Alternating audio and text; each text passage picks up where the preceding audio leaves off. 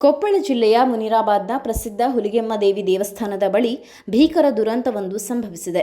ರೈಲು ಹಳಿಯ ಪಕ್ಕದಲ್ಲೇ ನಡೆದುಕೊಂಡು ಹೋಗುತ್ತಿದ್ದಾಗ ರೈಲು ಡಿಕ್ಕಿಯಾಗಿ ವ್ಯಕ್ತಿಯೊಬ್ಬರು ರೈಲ್ವೆ ಸೇತುವೆಯಿಂದ ನೇರವಾಗಿ ತುಂಗಭದ್ರಾ ನದಿಗೆ ಬಿದ್ದು ದಾರುಣವಾಗಿ ಸಾವನ್ನಪ್ಪಿದ್ದಾರೆ. ಮೃತರನ್ನ ಹೊಸಪೇಟೆಯ ಚಿತ್ತವಾಡಗಿ ನಿವಾಸಿ 30 ವರ್ಷದ ಜಗದೀಶ್ ಈರಣ್ಣಕ್ಕೆ ಎಂದು ಗುರುತಿಸಲಾಗಿದೆ. ಜಗದೀಶ್ ಅವರು ಗಿಣಿಗೇರಿ ಬಳಿಯ ಖಾಸಗಿ ಕಂಪನಿಯೊಂದರಲ್ಲಿ ಎಂಜಿನಿಯರ್ ಆಗಿ ಕೆಲಸ ಮಾಡುತ್ತಿದ್ದರು.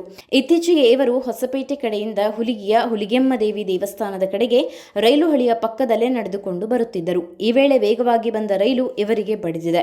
ರೈಲು ಡಿಕ್ಕಿ ಹೊಡೆದ ರಭಸಕ್ಕೆ ಜಗದೀಶ್ ಅವರು ರೈಲ್ವೆ ಸೇತುವೆಯಿಂದ ನೇರವಾಗಿ ಕೆಳಗಿದ್ದ ತುಂಗಭದ್ರಾ ನದಿಗೆ ಬಿದ್ದಿದ್ದಾರೆ. ನದಿಯಲ್ಲಿದ್ದ ಬಂಡೆಗಲ್ಲುಗಳ ಮೇಲೆ ಬಿದ್ದ ಪರಿಣಾಮ ಅವರ ತಲೆ ಮತ್ತು ದೇಹಕ್ಕೆ ತೀವ್ರ ಸ್ವರೂಪದ ಗಾಯಗಳಾಗಿದ್ದವು. ತಕ್ಷಣವೇ ಅವರನ್ನು ರಕ್ಷಿಸಿ ಕೊಪ್ಪಳ ಜಿಲ್ಲಾ ಆಸ್ಪತ್ರೆಗೆ ಸಾಗಿಸುವ ಪ್ರಯತ್ನ ಮಾಡಲಾಯಿತಾದರೂ ಮಾರ್ಗ ಮಧ್ಯದಲ್ಲೇ ಅವರು ಕೊನೆಯುಸಿರೆಳೆದಿದ್ದಾರೆ. ಈ ಘಟನೆಗೆ ಸಂಬಂಧಿಸಿದಂತೆ ಗದಗ ವಲಯ ರೈಲ್ವೆ ಪೊಲೀಸರು ಪ್ರಕರಣ ದಾಖಲಿಸಿಕೊಂಡು ಮುಂದಿನ ತನಿಖೆ ಕೈಗೊಂಡಿದ್ದಾರೆ. ರೈಲು ಹಳಿಗಳ ಪಕ್ಕದಲ್ಲಿ ಸಾರ್ವಜನಿಕರು ಓಡಾಡುವಾಗ ಎಚ್ಚರ ತಪ್ಪಿದರೆ ಇಂತಹ ಘೋರ ದುರಂತಗಳು ಸಂಭವಿಸುತ್ತದೆ ಎಂಬುದಕ್ಕೆ ಈ ಘಟನೆಯೇ ಸಾಕ್ಷಿಯಾಗಿದೆ.